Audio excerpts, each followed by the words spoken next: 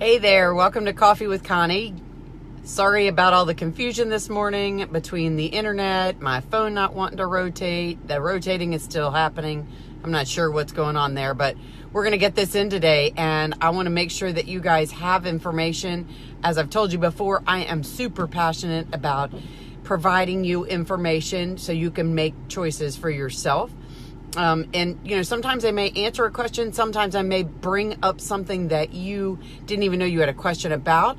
Sometimes it may be that somebody you know is buying or selling a home and that they might have a question. So I've been doing title and closings for a very long time, and so have heard lots of questions, have fielded lots of questions, have referred people to a lot of professionals that could answer the questions. I don't purport to know everything about everything there is to do with real estate or mortgages or closings, but I have been in the experience situation lots of times and have lots of those questions that we've gotten answers for. So it is my passion to provide you information. So today I wanted to talk to you about what happens when you can't physically be at the closing. And this is a big deal because, hey there, Pam. Thank you so much. I appreciate it. Yeah, it's been kind of a crazy morning, but thanks for tuning in and for keeping me on track. So today I want to talk about a hot topic that is, what happens if I can't be at closing? So there's a lot of different scenarios there that can affect that. So let's say that you had some kind of an emergency the day before closing and you're in the area, but you can't physically attend the closing. So what most title companies would prefer to do is to have you physically sign those documents. So that means that we have somebody come to you, or you go into another closing office where someone can notarize your signature. And a notary is somebody who is guaranteeing by proof that they ask for that the person signing those documents is in fact the person that's supposed to be signing those documents.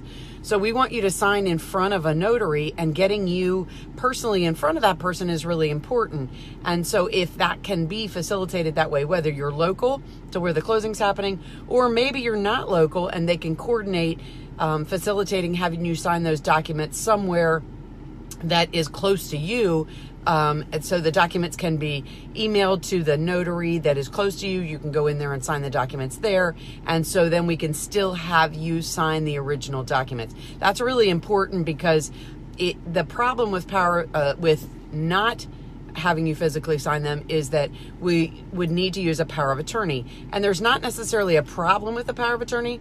It's just that there's a lot of fraud in the area of power of attorneys because people have figured out ways to do things fraudulently, and using a power of attorney and not having the right people involved and forgeries in there. Those are some of the things that happen with powers of attorney. And so we'd much rather have you sign the documents yourself and have them notarized. But if that can't happen, a power of attorney is an option. And the way it works is a power of attorney is a document that you sign, giving the power to sign your documents to someone else. So you're giving the right to sign on your behalf to another person. So obviously you can tell that there is an opportunity for some fraud there, and we want to make sure that doesn't happen. So we would help you coordinate getting a power of attorney taken care of. The power of attorney could cover a couple of different areas. The power of attorney can be specific to this property, or it can be a general power of attorney depending on your particular situation. If you're in the military, you more than likely you've done a general power of attorney giving someone the right in case anything needs to be taken care of on your behalf, that person can do that. If you're doing real estate and you're not in a situation where you need a general power of attorney, then it will be very specific. If you're buying a property, then the mortgage lender is going to need to review that and tell you exactly what needs to be in that power of attorney to make it specific to the loan and that property. That it cannot be used if the lender has not blessed that.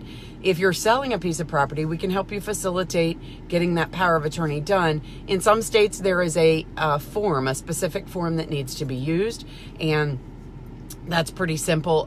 We just coordinate getting that done. Now, the other piece of using a power of attorney is the original must be at the closing or before, because that document has to be recorded in the land records with all of the other documents transferring the ownership and securing the mortgage.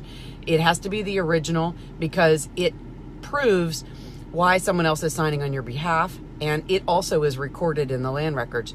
So if the power of attorney is something, particularly in that military instance, where it's a general power of attorney that you use for a lot of different things, that power of attorney has to leave your hands for a few days because it has to be recorded. Now, it should only be a couple of days, and then you'd get the original back with the recording stamp on it. But you need to know that that is going to happen, so it's not uncomfortable when you get to the closing and the person who's doing your closing actually holds on to that power of attorney. So hopefully that answered a couple of questions for you. Maybe it didn't answer questions. Maybe it spurred some questions. We're always here in our office to help you answer those questions in more detail, to get you to the right place if we can't answer those questions. So feel free to reach out to any of our team. www.foottitlegroup.com. There's lots of resources. There's information about this, but there's also a lot of resources on there about other topics that we have gotten questions about that we want to give you information about. So go on there, search around, look for other resources that you may have a question about something else that the information might be there. Reach out to any of our team and ask questions about these things. They can all help you with that stuff. And to best suit you, sign up for our email list, because that will actually give you the new information that we put out every month as soon as it comes hot off the presses. And we try to come up with topics and information that we get questions about all the time to give you more resources to answer all those questions. So hopefully I helped you today answer some questions. If you know somebody buying or selling a house, give them, share this video with them. If you hit that share button, that would really help us be able to spread the information that we try to provide to more people, because the people that you know, I don't know, so I can't share it with them. So please hit that share button at the bottom. And in a added bonus, the more people, the more you share, we actually are giving away Coffee with Connie coffee mugs. So each month, the person that shares the most gets the new coffee mug. So I hope you guys have a fantastic day. Thanks so much for your patience with the confusion with the video, and I look forward to talking to you again real soon. Have an awesome day, guys.